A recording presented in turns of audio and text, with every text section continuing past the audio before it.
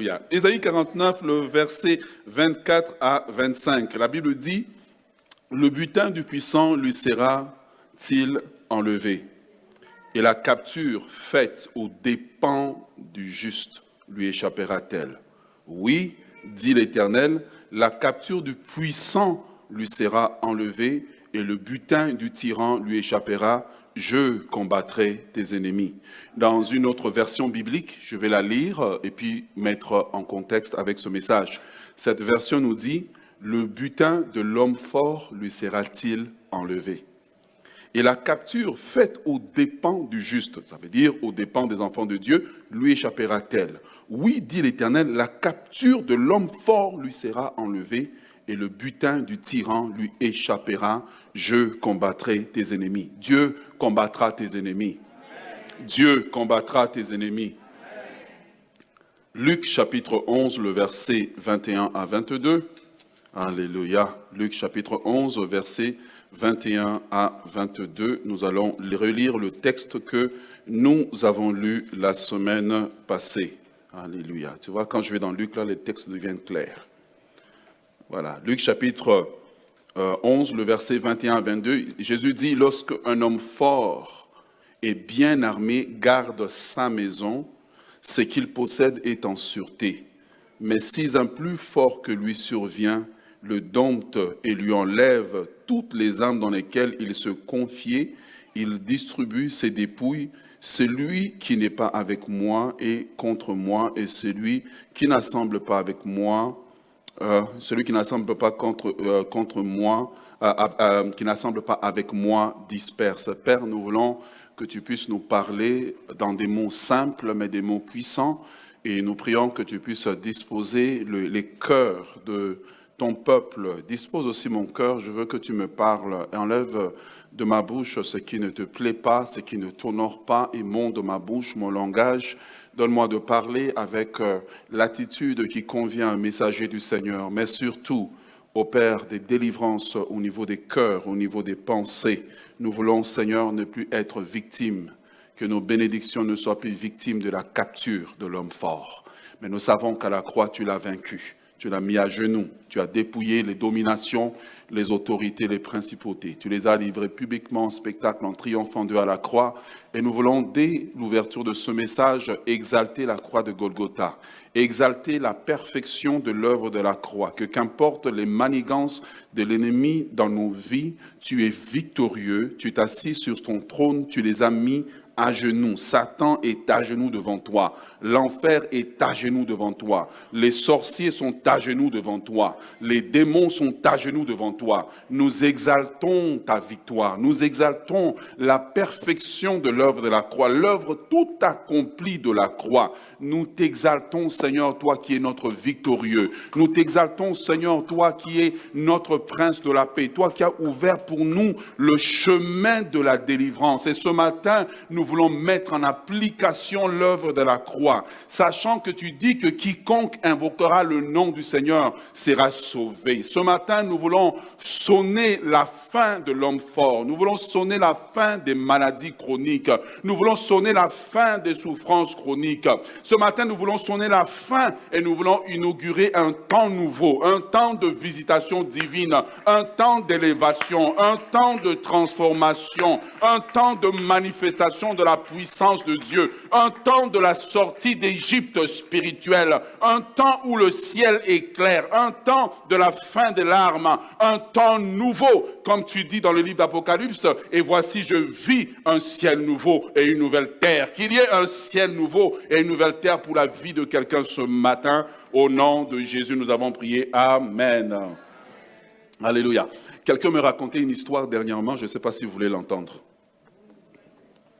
C'était des oui, mais vous voulez entendre.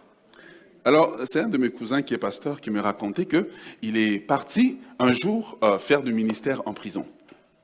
Et donc, quand il est entré en prison, il est passé par les différentes portes de sécurité qu'il y a. Je n'ai jamais été en prison, donc je ne sais pas comment ça se passe, à part dans les films.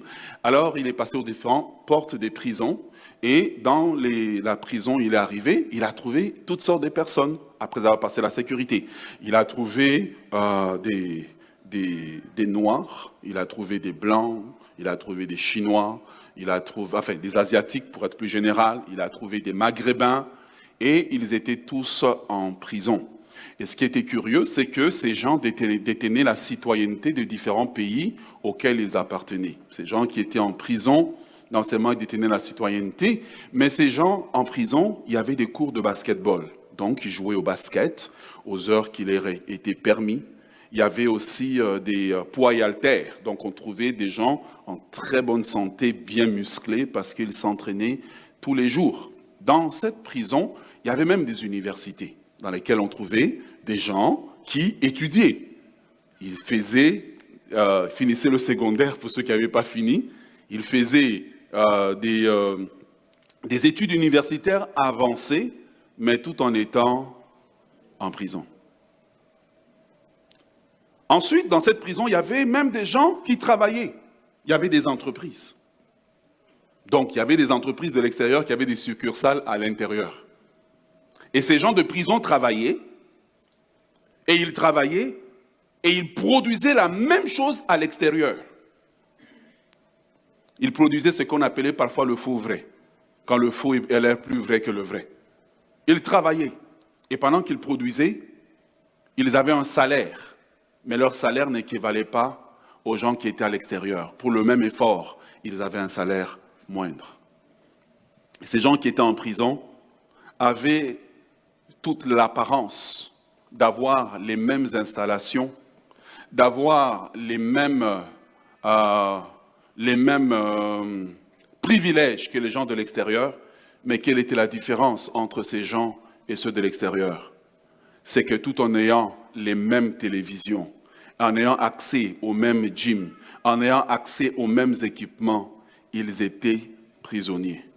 Parce que c'est possible d'être chrétien et de ressembler à ces prisonniers-là.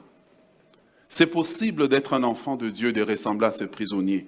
Au bout de quelques années de ministère, après plusieurs entretiens avec les gens, tu constates que beaucoup de gens, ils sont prisonniers. Beaucoup de gens sont prisonniers, beaucoup de gens sont sous des oppressions. Ils sont comme ces gens-là qui sont en prison, dont la liberté est restreinte. Mais la bonne nouvelle ce matin, alléluia, la bonne nouvelle c'est que Jésus peut rentrer dans nos prisons. Ce message de ce matin n'est pas un message de condamnation, mais c'est un message que je suis venu annoncer aux prisonniers pour vous dire que le temps de captivité peut se terminer. Le temps de captivité au niveau de tes finances doit se terminer. Le temps de captivité au niveau de ta santé doit se terminer. Le temps de captivité au niveau de ta famille, pas peut se terminer, mais doit se terminer. Aujourd'hui, tu ne peux plus marcher comme un prisonnier, mais tu dois être un homme libre. Tu dois être une femme libre. Tu dois être une famille libre. Il faut que tu expérimentes la liberté.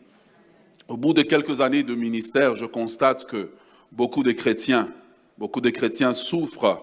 Ils souffrent pourquoi?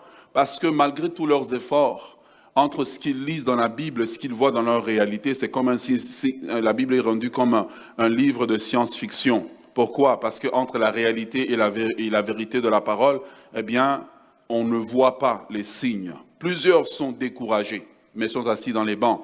Plusieurs sont frustrés, mais sont assis dans les bancs. Plusieurs se sont même résignés à leur sort, résignés que tu ne te marieras pas, résignés que tu ne vas pas avoir d'enfants, résignés que le diagnostic que le médecin a prononcé sur ta vie, eh bien, c'est le mot final de ta vie. Mais je suis venu te dire qu'il y a un jour nouveau qui doit se lever sur ta vie. Je suis venu te dire qu'il y a un jour nouveau qui va se lever sur ta vie. Vous savez, lorsqu'on prêche comme ça, eh bien, Dieu au ciel, il est comme quand il était avec Job. Il dit, as-tu vu mon serviteur? Parfois, tu es dans une situation impossible et pendant qu'on prêche, ton amen détermine aussi ce que le ciel fera pour toi. Parce que Dieu dit, as-tu vu mon serviteur? Juste la manière dont il a la foi dans ce que je suis en train de lui annoncer, j'exauce sa prière, je développe ça dans sa vie. Et je suis venu te dire, il y a un jour nouveau qui doit se lever sur ta vie. Un jour nouveau doit se lever sur cette église. Un jour nouveau doit se lever sur ce ministère. Jour d'exploit, jour de miracle, jour de prodige, jour de visitation divine. Dites Amen. Eh bien, je suis aussi venu te dire que le diable est un menteur. Malgré tout ce que le diable est en train de faire pour te montrer les limitations, pour mettre des limitations sur ta vie, je suis venu t'annoncer qu'il y a un jour nouveau sur ta vie. Je suis venu t'annoncer que malgré les manifestations que tu vois, les prisons dans lesquelles tu es tenu, prison à double tour, 4 tours, prison à sécurité maximale parce que tu as une grande destinée, je suis venu t'annoncer de la part de Dieu qu'aujourd'hui tu sors. Aujourd'hui tu sors, aujourd'hui tu sors, aujourd'hui tu es l'objet de la visitation divine. Aujourd'hui est un commencement nouveau pour toi. Dites Amen. Alléluia. Et dans Ésaïe chapitre 8, le verset 23 à Ésaïe chapitre 9, le verset 1, Ésaïe dit cela au peuple d'Israël qui était vraiment dans une grande souffrance. Ésaïe dit au peuple de Dieu, il dit, les ténèbres ne régneront pas éternellement. Les ténèbres ne régneront pas éternellement. Il dit exactement, mais les ténèbres ne régneront pas pour toujours sur la terre où il y a maintenant des angoisses. Si les temps passés ont couvert d'opprobre le pays de Zabulon et le pays de Nephtali, les temps à venir couvriront de gloire la contrée voisine de la mer, au-delà du Jourdain, le territoire des gentils, mais le peuple qui marchait dans les ténèbres, voici une grande lumière. Sur ceux qui habitaient dans le pays de l'ombre de la mort, une lumière resplendit. Le temps des ténèbres sur ta vie est terminé. Le temps des ténèbres sur ta vie est terminé. Le temps où tu marches en te questionnant. Tu sais, la vie chrétienne peut devenir frustrante, où tu as l'impression que tout ce que tu fais se solde par le même résultat. Zéro. Tu es parti, tu as quitté ton pays, tu es venu au Canada, même résultat. Tu as dit, je vais aller aux États-Unis, même résultat. Je suis venu te dire que le Dieu que tu sers est un Dieu tout terrain, toute circonstance, toute prison. Il est capable d'entrer là où personne ne peut entrer, là où on t'a enfermé par des alliances de famille, là où on t'a enfermé par des malédictions. Celui dont je te parle est capable d'entrer là et te délivrer. Et il te dit ce matin, comme il a dit à Moïse, les Égyptiens que vous voyez aujourd'hui,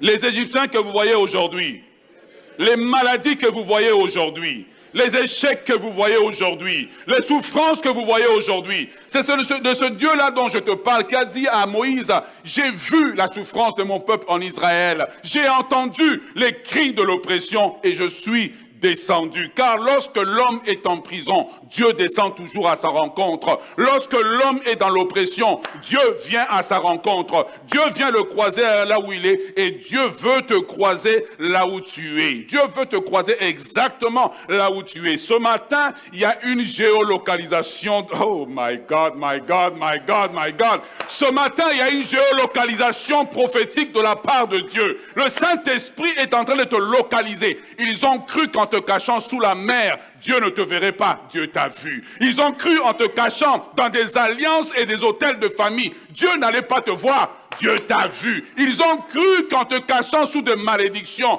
Dieu n'allait pas te voir, Dieu t'a vu. Car le Dieu que tu sers voit dans les ténèbres comme nous on voit dans la lumière. Rien n'est caché en lui. Aujourd'hui, alléluia, marque un jour nouveau. Oui, sois à l'aise. Pendant la prédication, ils vont tous sortir. Pendant la prédication, la malédiction va être brisée. Oh!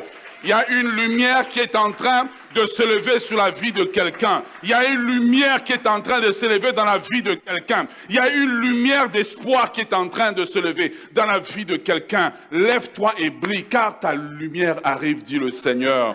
Ah oui. Voilà pourquoi le Seigneur lui-même dit encore dans Jean 10, il dit, et je cite la dernière partie du verset, il dit, je suis venu. Je suis venu. Je suis venu. Dis au Seigneur, viens à moi. Dis au Seigneur, viens à moi. Oui, c'est ce qu'on appelle prédication interactive. Voilà, où tu ne dis pas seulement Amen, mais tu participes. Il dit, je suis venu pour que mes brebis aient la vie. Mais pas seulement la vie, mais qu'ils aient la vie en abondance. Abondance dans tes finances, je proclame. Abondance dans les finances, je proclame. Abondance dans les finances, je proclame. Abondance dans ta santé, je proclame. Je proclame sur toi la santé divine. Je proclame sur toi la santé divine. Des molécules nouvelles sont déposées en toi alors que tu reçois la parole par la foi. La parole rentre et combat les maladies dans ton corps au nom de Jésus. Recevez-le ce matin. Il dit, je suis venu pour que mes brebis aient l'abondance. Jésus n'est jamais venu pour que tu vives dans la captivité. Jésus n'est jamais venu pour que tu souffres de façon indéfinie. Jésus n'est jamais venu pour que tu sois dans la dépression. Jésus n'est jamais venu pour que tu sois dans le désespoir. Jésus est venu pour la liberté. Jésus est venu pour que nous soyons délivrés des chaînes des ténèbres. Jésus est venu pour que nous soyons délivrés des chaînes de la captivité. Longtemps, nous nous sommes assis dans l'ombre de la mort. Mais aujourd'hui, Dieu marque un jour nouveau. Aujourd'hui, Dieu marque un jour nouveau. Regarde, tu regardes nos familles. Il y a des divisions que tu ne peux même pas expliquer logiquement. Vous ne vous entendez pas, tu ne peux pas expliquer logiquement pourquoi. L'homme fort doit être détrôné. L'homme fort doit être détrôné. L'homme fort peut aussi s'asseoir sur l'église. Et il dit, cette église, elle n'ira jamais de l'avant. Aujourd'hui, l'homme fort va être détrôné. Nous rentrons dans la saison où l'homme fort doit être détrôné. L'homme fort peut s'asseoir et dire, dans cette église, il n'y aura jamais de prodiges. Dans cette église, les membres ne vont jamais prospérer. Je suis venu vous dire, le Jésus que nous servons est en train d'annoncer un jour nouveau. Ah, j'aimerais dire à quelqu'un, quelque chose ce matin. Est-ce que tu veux savoir ce que Dieu te dit? C'est aujourd'hui la journée que l'Éternel a faite. C'est aujourd'hui la journée que l'Éternel a faite. C'est aujourd'hui la journée que l'Éternel a faite. Qu'elle soit pour nous un sujet de joie. Ça veut dire que dans cette journée, Dieu met les compteurs à zéro dans ta vie et Dieu te donne un nouveau départ. Quand Dieu dit ça, il faut que tes mains soient tendues comme Moïse sur la mer Rouge. Je ne sais pas comment la mer va s'ouvrir. Je ne sais pas comment la mer va s'ouvrir. Je ne sais pas comment la mer va s'ouvrir. Cette mer ne s'est jamais ouverte pour mon oncle. Cette mer ne s'est jamais ouverte pour mes tantes. Cette mer ne s'est jamais ouverte pour ma famille. Mais Dieu m'a dit, tends les mains. Je ne sais pas comment le miracle va venir. Je ne sais pas comment. Mais il y a une chose que je sais. Je crois au Dieu du surnaturel. Je crois au Dieu des prodiges. Je crois au Dieu des miracles. Je crois au Dieu qui est fidèle à sa parole. Qui est capable d'accomplir ce que sa bouche dit. Avant même qu'il dise, la chose arrive. Pendant qu'il dit, la chose arrive. Sa parole est action. Sa parole est vérité. Ma vie va changer. Je ne marcherai plus dans les ténèbres. Je ne serai plus lié par ma famille. C'est le temps de la liberté. C'est le temps de proclamer la liberté. Il y a une chose que la pandémie nous a appris, que nous devons croire dans le Dieu du surnaturel. Car c'est en croyant dans le Dieu du surnaturel que je peux sortir de l'oppression. Dieu est en train d'opérer. Ne t'inquiète pas. Si tu sens l'agitation dans ton corps, reste calme. Le démon va sortir. Reste calme. Oh, ce matin, tu es en train d'être visité par Dieu. Jean 10, le Seigneur dit, je suis venu. Pourquoi je suis venu? Afin que Rodelin Paul ait la vie en abondance, afin qu'Adrien ait la vie en abondance, afin que Madeleine ait la vie en abondance. Nous sommes fatigués dans nos vies des situations qu'on ne peut pas expliquer, des accidents bizarres qui nous arrivent, des problèmes de stérilité bizarres qu'on n'arrive pas. Nous sommes fatigués. Et quand tu regardes dans ta vie ces genres de résistance, tu comprends qu'il y a un homme fort qui doit être détrôné. Parce qu'il faut que tu comprennes, mon frère, ma soeur, qui est l'homme fort. L'homme fort, si tu ne traites pas avec l'homme fort, tu vas lutter toute ta vie. Tu vas souffrir. Le plus grand combat que tu puisses livrer dans ta vie, c'est contre l'homme fort. Il y a l'homme fort dans ta vie individuelle, mais il y a aussi des hommes forts de famille.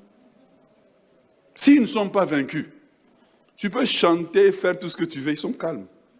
L'homme fort, c'est comme un général qui dirige l'armée. Donc, tant que dans une guerre, le général n'est pas vaincu, la guerre n'est pas terminée. Aujourd'hui, vous devez apprendre à lutter et à mener guerre à l'homme fort jusqu'à ce qu'il soit renversé. Christ l'a vaincu à la croix, mais c'est de votre devoir à vous d'appliquer cela dans vos vies. Surtout si vous êtes jeune, vous n'êtes pas encore marié, c'est même l'occasion pour dire les anomalies que j'ai vues dans la vie de mes pères ne doivent pas se répéter dans ma vie. Car chaque famille a des anomalies. Même si vous venez à l'église, vous essayez de vous présenter comme si chez vous il n'y a pas de problème. Ne t'inquiète pas. Nous sommes tous sur la terre de vivants. Nous expérimentons les mêmes choses.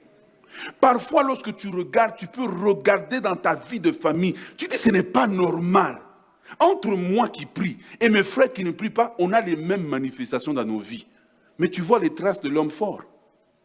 Frères et sœurs dans le Seigneur, à moins que la question de renverser l'homme fort ne soit prise au sérieux, nous allons lutter. L'homme fort, l'homme fort. Il y a deux types d'hommes forts, si tu me permets. Je vais essayer de résumer et puis à un moment donné, on fera un séminaire. Qu'est-ce que vous en pensez? Amen comme ça, là, moi. Est-ce que vous voulez séminaire? Là, on peut rentrer en profondeur. On fait séminaire avec atelier. Là, on voit vraiment dans les profondeurs et puis on peut exercer. Là, on est, bon, le dimanche même, vous comprenez, je suis limité par le temps. Il y a deux types d'hommes forts. Il y a l'homme fort qui est une entité d'un esprit mauvais qui domine sur des familles, mais il y a l'homme fort aussi qui est quelqu'un dans la famille qui spirituellement domine la famille. Est-ce que tu es avec moi? Dans le texte précédent, Jésus dit, quand un esprit méchant sort parce qu'il est chassé, il s'en va et il cherche des plus méchants. Et vous pensez quand il revient avec les 7 plus méchants, c'est lui qui domine? Non, c'est celui le nouveau là. Il y a toujours un chef. C'est pour cela que tu vois beaucoup de gens, lorsqu'on va avec eux dans la délivrance, on chasse, souvent l'homme fort va pousser les petits en surface. Vous chassez les petits, dites, oh les démons nous sont soumis. Oh l'homme fort il est tranquille là-bas. La personne ressort, les mêmes manifestations qu'il avait avant continuent parce que l'homme fort n'a pas été renversé. Mais Jésus est l'homme plus fort. Jésus est l'homme plus fort qui est venu pour renverser l'homme fort dans nos vies. Et donc l'homme fort peut être un esprit. Parfois, certaines familles ont été vendues à certains types d'esprits. Tu peux voir quelqu'un, il vient, il dit, oh, je suis prophète. Sa famille a été vendue à un esprit de divination. Quand il s'est converti, il n'y a pas un travail qui a été fait pour déléger l'homme fort. C'est normal qu'il a des messages prophétiques. Est-ce que vous êtes avec moi? Frères et sœurs dans le Seigneur,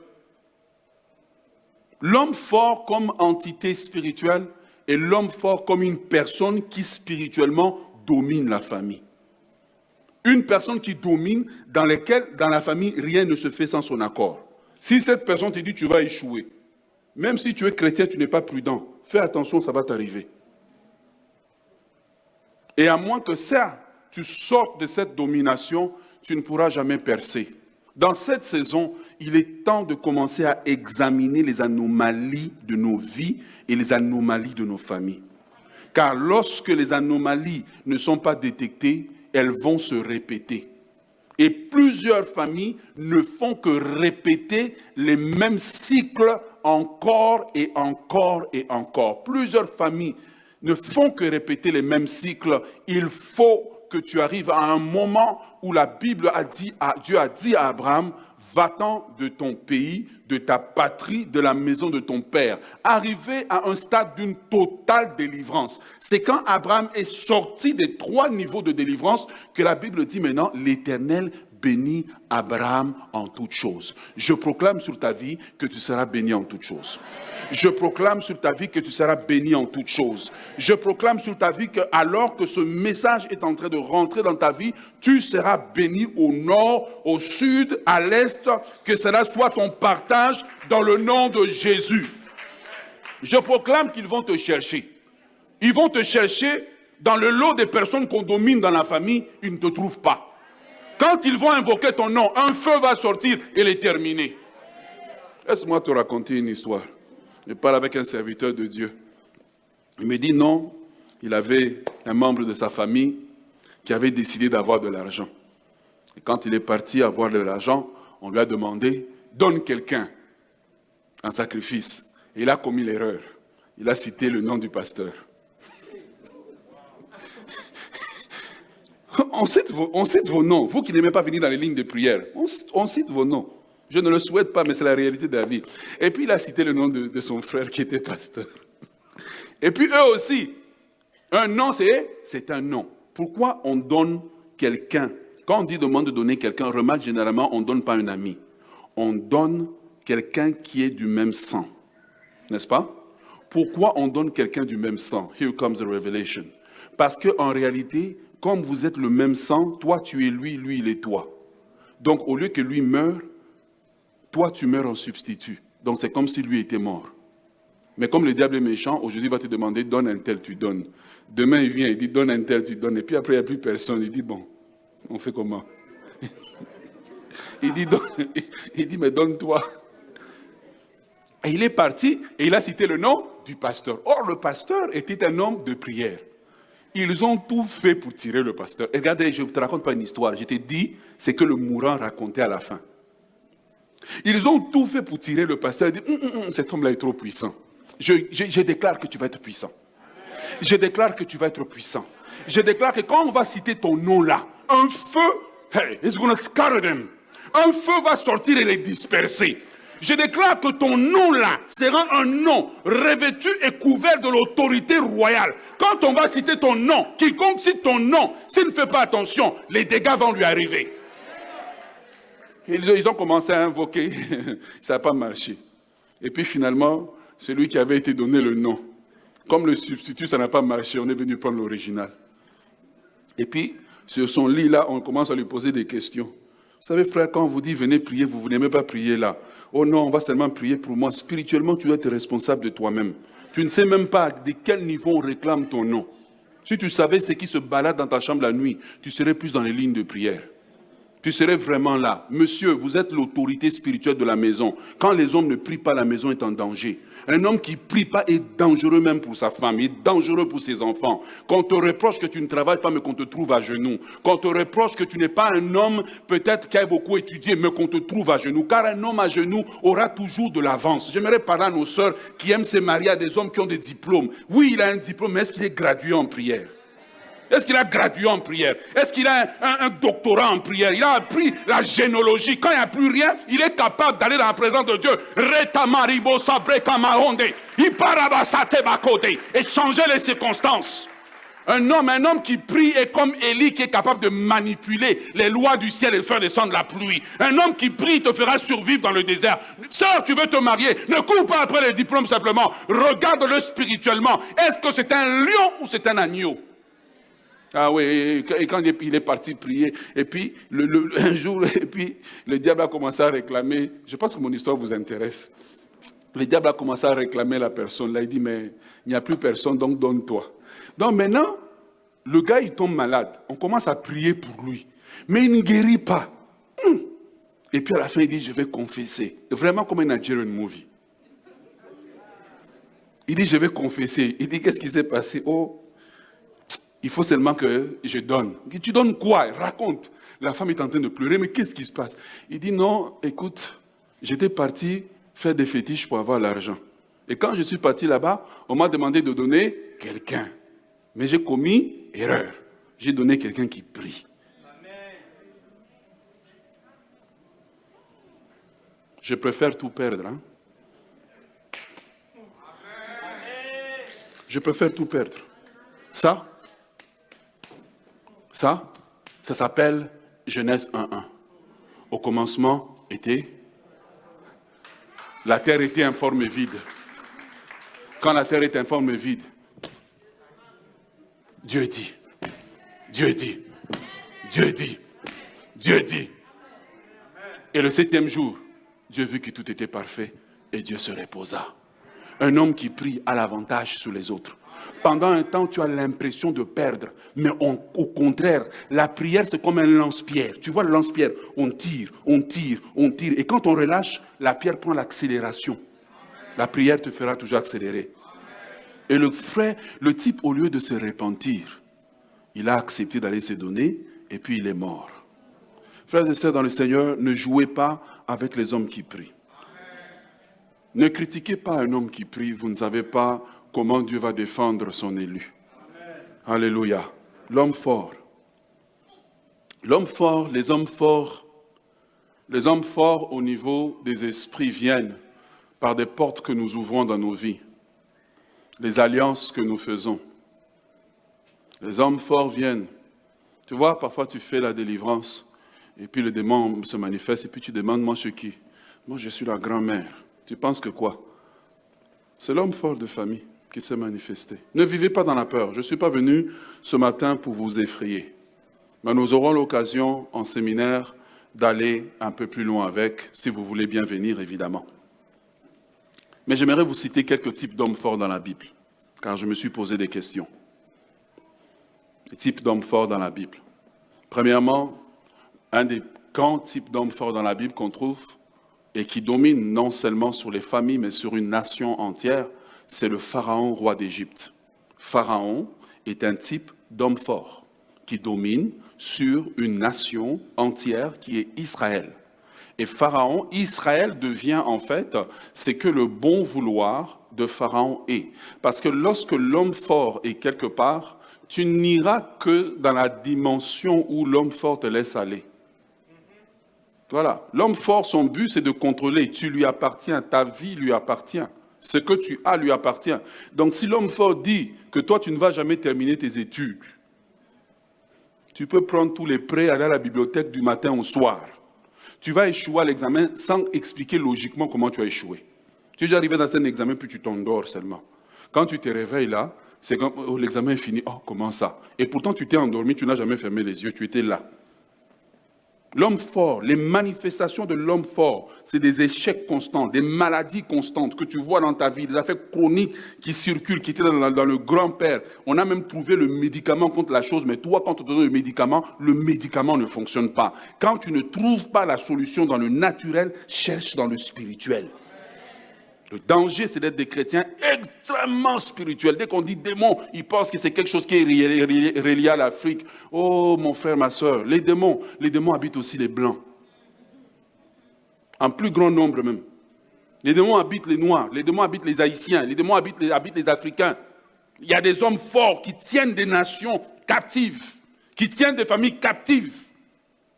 Et lorsque dans ta vie, tu regardes tes frères, tes sœurs, tu vois certains cycles qui se répètent, il y a la main de l'homme fort qui est en train d'opérer. Il faut t'attaquer au général pour que l'armée soit vaincue. Est-ce que tu es avec moi? Dans Exode chapitre 1, le verset 10, Pharaon dit, l'homme fort prend une décision, il dit, empêchons Israël de se multiplier. La décision est prise dans les ténèbres, mais elle est exécutée dans le naturel. Je suis en train de te parler de la part de Dieu.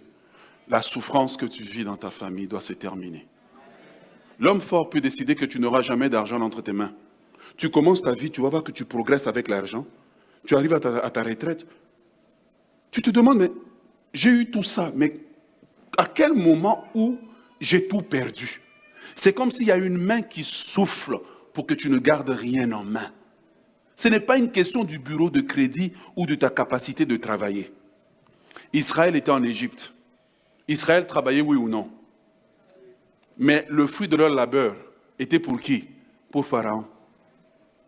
Les manifestations de l'homme fort, la délivrance de l'homme fort, tu peux le comprendre lorsque tu lis les 12 premiers chapitres du livre d'Exode. Comment l'homme fort résiste lorsqu'on veut le sortir. Parce qu'il est là depuis longtemps, personne ne l'a jamais détecté. L'homme fort n'est pas là pour être détecté, il est là pour passer inaperçu. Te présenter des anomalies comme étant des situations scientifiquement explicables. Mais Jésus a dit, je suis venu pour que mes brebis aient la vie, et la vie en abondance. L'homme fort, Ben-Hadad, un roi, chapitre 20, le verset 1 à 3. Ben-Hadad dit à Akab, tes femmes sont à moi, ton argent est à moi, ton or est à moi. Et puis Akab aussi, j'ai failli dire bête comme il était, mais bon. Akab aussi dit, oui mon Seigneur, ils sont à toi. L'homme fort va toujours avoir des réclamations sur votre vie. Il peut venir dans une famille et il vous dit, l'intelligence des garçons est à moi. Tu vois les filles brillantes. Mais tu regardes les garçons âgés, tu dis, il y a quelque chose qui ne marche pas dans cette famille. Tu vois le garçon, il a la volonté, mais incapable de s'asseoir et de travailler et de réussir sa vie. Parce que l'homme fort a posé une réclamation. Et regarde, c'est la même chose que tu vas voir avec le peuple d'Israël en Égypte. Pharaon a dit, vous pouvez partir, mais laissez-moi les enfants. Pharaon a dit, vous pouvez partir, mais les enfants sont à moi. Dieu veut que ta famille entière vive une totale délivrance. Est-ce que tu es avec moi ce matin? Est-ce que tu es avec moi ce matin? L'homme fort, livre de Juges. Juges chapitre 6, si mon souvenir est exact. On dit que Israël s'aimait. Mais quand il s'aimait, qu'est-ce que les Madianites, qui étaient les hommes forts, faisaient? Ils venaient et ils emportaient. Combien de personnes ici travaillent, mais à la fin du mois, tu n'as jamais rien en main? Rien. C'est comme si... Et puis le pire, c'est que tu es célibataire, tu es seul. Donc, mais c'est comme si l'argent, on souffle ça entre tes mains. À moins que tu ne te mettes en colère contre l'homme fort. À moins que tu te mettes en colère pour l'avenir de ta famille, l'avenir de tes enfants. L'homme fort peut réclamer les mariages dans des familles. Il dit, dans cette famille-là, ils se marieront, mais ils seront tous des divorcés. Donc vous êtes là, ma soeur, tu es jolie, tu es ici, tu te maries, tu fais tout à la maison. La fin, c'est ce que l'homme fort a décidé. Pourquoi? On dit, quand un homme fort est dans une maison, il garde les biens. Est-ce que tu es avec moi? Regarde l'histoire des prisonniers au départ. Ils sont dans la prison qui est un pays libre. Ils opèrent, mais dans les limites que la prison leur permet d'opérer.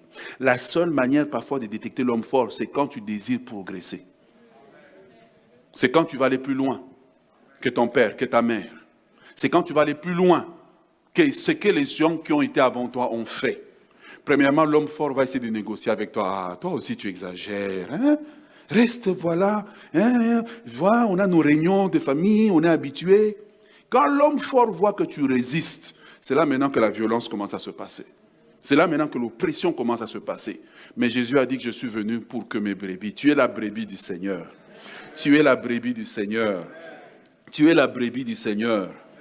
C'est pour cela que Ésaïe 49 nous dit, est-ce que le butin de l'homme fort lui sera arraché? Pourquoi? Parce que l'homme fort, lorsqu'il opère dans ta vie, ta santé peut être son butin. Ton intelligence peut être ton butin. Ta carrière peut être son butin. Ouais, son butin, ça veut dire quoi? Ça ne lui appartenait pas, mais il a mené une certaine guerre dans laquelle il a pu signer un traité et l'avoir. Ça peut venir par des portes que tu as ouvertes, ça peut venir par des alliances que tu as faites, mais ça peut venir aussi par des liens de sang. L'évangile que nous prêchons doit être complet. Il doit toucher tous les domaines de l'homme et il doit mener la délivrance totale pour que quand on te regarde, on regarde ceux de ta famille, tu es différent. Tu brilles comme une étoile. Comme Ésaïe dit, nous sommes des signes et des prodiges. Quand on te regarde, on voit ce que l'avenir sera. Tu deviens comme la météo de ta famille. C'est toi qui détermines la température de la famille. Il faut que tu puisses vivre la liberté. Ce que nous faisons au travers de ce message, c'est te donner l'envie de te lever pour dire c'est pas normal. C'est pas normal. C'est pas normal que je ne progresse pas. Tu peux être là, tu as acheté une maison. Il n'y a que toi qui... Tout le monde a acheté la maison. Tu arrives dans ta maison, les vieux tombent. Ça tombe, ça tombe. C'est comme s'il y a juste une main invisible en train de tout casser. Lève-toi et bats-toi. Mets-toi en colère. Tu peux en finir, tu peux être victorieux. Un de mes textes qui m'a choqué dans la parole de Dieu. Ce texte-là m'a fait trembler. Ecclésiaste chapitre 10, le verset 7. Ecclésiaste 10, 7. Je ne sais pas si vous l'avez. Est-ce que vous l'avez? Oui, non? Un peu, beaucoup, à la folie. Est-ce que vous l'avez, Ecclésiaste? Si vous l'avez, j'aimerais qu'on puisse le lire d'un seul ensemble. Je ne sais pas si en arrière vous l'avez. Ok. Ecclésiaste chapitre 10, le verset 7 nous dit ceci.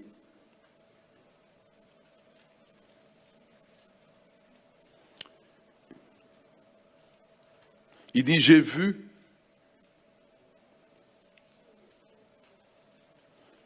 des esclaves sur des chevaux et des princes marchant sur la terre comme des esclaves. Dans cette partie du texte, Ecclésiaste est en train de citer en fait les anomalies de la vie. Les chevaux étaient destinés à qui? Aux princes. Toi, tu es quoi? Prince du royaume de Dieu. Mais il a dit, j'ai vu des princes à pied. Donc c'est une anomalie. Tant que le prince marche à pied et tout ça normal, il marchera à pied. Il dit, j'ai vu des princes marchant comme des esclaves, et des esclaves sur des chevaux. L'homme fort sur le cheval, en train de jouir du fruit de tes efforts. Pendant ces temps-là, toi, tu souffres. Salomon dit, j'ai vu, mon œil a détecté les anomalies. C'est pour ça que je vous disais que ne vous laissez pas nécessairement distraire par la pandémie. Examine ta vie. Examine ta vie. Prie pour que Dieu te protège. Mais est-ce que ce n'est pas le temps d'examiner ta vie et de se dire, écoute, je dois changer mon histoire pour que mes enfants ne vivent pas la même chose. Dieu a raison de dire, les Égyptiens que vous voyez aujourd'hui, vous ne les verrez plus jamais. Or, je prie que tu sois un prince à cheval. Je prie que le cheval de ta bénédiction puisse te convenir, que tu montes dessus, que tu sois à l'aise sur ce cheval, que tu ne sois pas celui qui va marcher à pied en train d'accompagner les autres vers la réussite, en train d'accompagner les autres dans la vie. Non, ton histoire doit changer. J'ai vu, le jour où j'ai lu ce verset, j'ai tremblé. J'ai commencé à me poser la question, est-ce que je marche à pied? Est-ce que je marche à pied?